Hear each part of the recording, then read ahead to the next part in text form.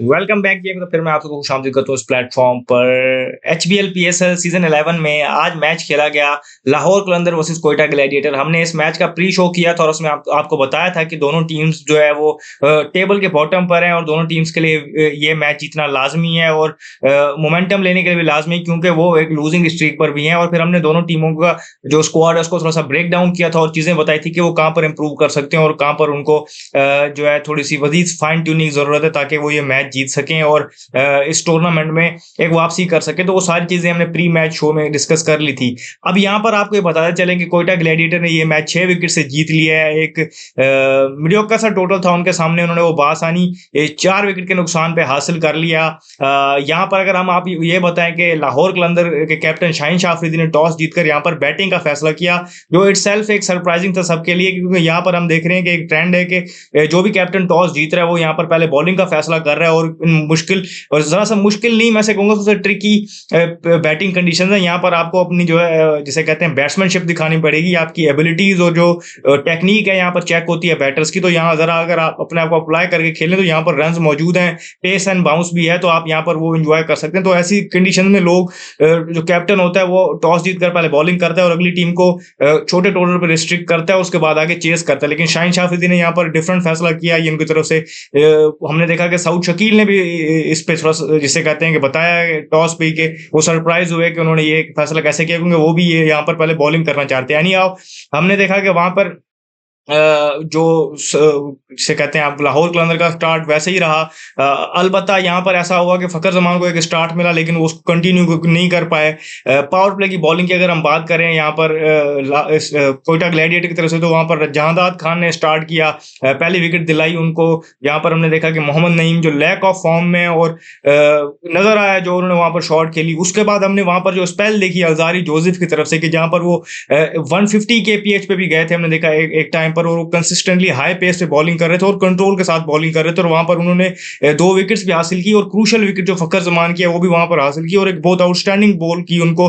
पूरा एक उनके लिए जिसे कहते हैं सेटअप किया कि पहले उनको शॉर्ट बॉल करते रहे, लेंथ बॉल करते रहे, फिर एक आगे फुलर डिलीवरी की और पेसी डिलीवरी की, जिसपे फखर जमान वहां पर आउट हुए और सरप्राइज हुए वहां पर। फिर उन्होंने श्रीलंका की भी वहां पर विकेट ली, पावर प्ले में 4 विकेट्स गिर गई थी वहां पर लाहौर कलंदर की, और जिसके बाद 2 कैचेस ड्रॉप होने के बाद भी उनकी 4 विकेट्स पावर प्ले में गिर गई थी और वहीं पर ही उनकी जो बैटिंग की कमर टूट गई थी। उसके बाद हमने देखा कि हम प्री मैच में डिस्कस किया था कि जब सेकंड बॉलिंग यूएली कर रही थी कोयटा ग्लैडिएटर, तो उनके पास रन नहीं थे, तो उनके स्पिनर्स उस तरीके से प्ले में नहीं आ रहे थे।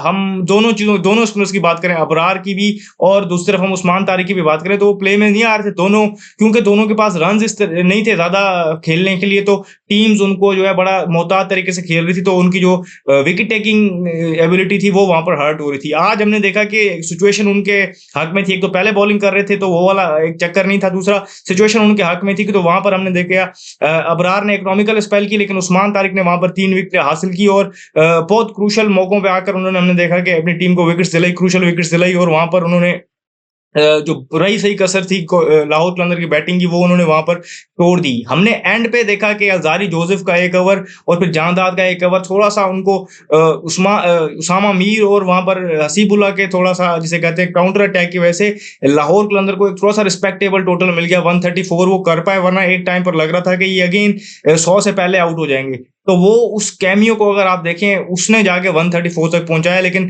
यहाँ पर क्रेडिट जाता है कोयटा ग्लैडिएटर के बॉलर को, सारे बॉलर्स को अगर हम बात करें तो जहांदाद खान की बात हो या जो साकिब खान थे वो बड़ी अच्छी बॉलिंग कर रहे थे। अजारी जोसेफ का जो आखिरी ओवर था वो 24 रन के लिए गया, लेकिन उससे पहले जो उसने 3 ओवर किए थे, पर्टिकुलरली जो उनकी पावर प्ले की बॉलिंग थी वो बहुत इंप्रेसिव थी और मजा आया देखने में।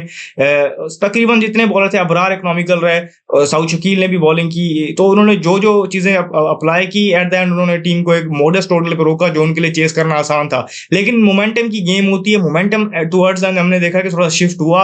लाहौर कलंदर ने वो मोमेंटम हासिल कर लिया था जब वो उन्होंने एक बिल्कुल ही ऐसे टोटल जहां लग रहा था कि वो 100 नहीं कर पाएंगे, वहां से 134 पर पहुंचे। उसके बाद जब वो बॉलिंग में आए तो उन्होंने बहुत जल्दी उनके 2 आउट कर लिए। Shaheen Shah Afridi again new ball के साथ वो बड़े इंप्रेसिव नजर आए, उन्होंने 1 विकेट हासिल की और एक रन आउट हुआ वहां पर सऊद शकील का। बैक टू बैक मैचेस में वो रन आउट हुए हैं, तो वहां पर ऐसा लग रहा था कि 3 ओवर पहले पावर प्ले के वहां पर बाउंड्री बाउंड्री भी नहीं आई थी, तो थोड़ा-सा ऐसा लग रहा था कि शायद बैक फुट पे चले गए कोयटा ग्लैडिएटर वाले, क्योंकि आप ये जानते हैं कि इससे पहले लगातार वो भी मैच हारते हुए आ रहे हैं, तो वो एक चीज़ माइंड में कहीं न कहीं प्ले करती है कि दोनों टीम्स जब ऐसे सिचुएशन में आके खेल रही हैं, तो दोनों टीम्स में आपको फिर कॉम्पिटिशन ज़्यादा नज़र आता है। लेकिन वहाँ पर 104 रन्स की पार्टनरशिप हुई हसन नवाज़ और राइले रोसो के दरमियान, दोनों ने बड़ा काम हैंड खेला। अर्ली ऑन हमने देखा कि हसन नवाज ने जिस तरीके से बाउंड्रीज स्कोर की, पहले तो डैनियल सैम्स पे, फिर शाहीन शाह अफरीदी पे, फिर हमने देखा कि दोनों वहां पर खुले और फिर दोनों ने अटैक करना शुरू किया। राइले रोसो ने 60 रन स्कोर किए, 49 कर पाए वहां पर हसन नवाज, लेकिन दोनों की जो 104 रन की पार्टनरशिप थी वो गेम में बिल्कुल कोयटा ग्लेडिएटर को, जिसको हम कहते हैं कि बिल्कुल सेफ मोड में लेके गए। और फिर हमने देखा कि वहां पर हमें फिनिशिंग टच नजर आए बेवन जेकब्स की तरफ से। तो इस तरीके से कोयटा ग्लेडिएटर ने ये मैच 4 विकेट के नुकसान पे हासिल कर लिया और मैच जीत लिया। अपनी आउटस्टैंडिंग बॉलिंग की वजह से Usman Tariq man of the match बने, प्लेयर ऑफ द मैच बने वो। और उन्होंने लिटरली जो है मिडिल ओवर्स में जिस तरीके से आज उन्होंने अटैकिंग बॉलिंग की और वो उनको माहौल मिला और वो जो चीजें उनके हक में आई, तो हमने देखा कि उन्होंने अगेन वो अपनी एबिलिटी शो की। इससे पहले भी वो बुरी बॉलिंग नहीं कर रहे थे, इकोनॉमिकल तो वो रह रहे थे, लेकिन विकेट कॉलम खाली था। आज उन्होंने वो 3 विकेटें हासिल की, तो वो प्लेयर ऑफ द मैच बने और वेल डिजर्व बने। अब इसके साथ ही अगर हम ये बात करें तो 2 चीजें हो गई हैं पॉइंट्स टेबल पे, कि एक तो ऑफिशियली क्वालिफाई कर गई है प्ले ऑफ्स के लिए, वहां पर हम देख रहे हैं कि पेशावर ज़ल्मी की टीम ये ऑफिशियल हो गया कि वो क्वालिफाई कर गई है। दूसरा अगर हम ये देखें तो अब 3 स्पॉट्स रह गए हैं सिर्फ जो प्ले ऑफ्स के लिए, उनके लिए जो टेबल में मामला सख्त हो गए हैं। इस जीत के बाद हमने ये देखा है कि पॉइंट टेबल में ये चेंज हुई है कि कोयटा ग्लैडिएटर अब 4थे नंबर पे चली गई है और जो हैदराबाद किंग्समैन है वो 5वें नंबर पे आ गई है।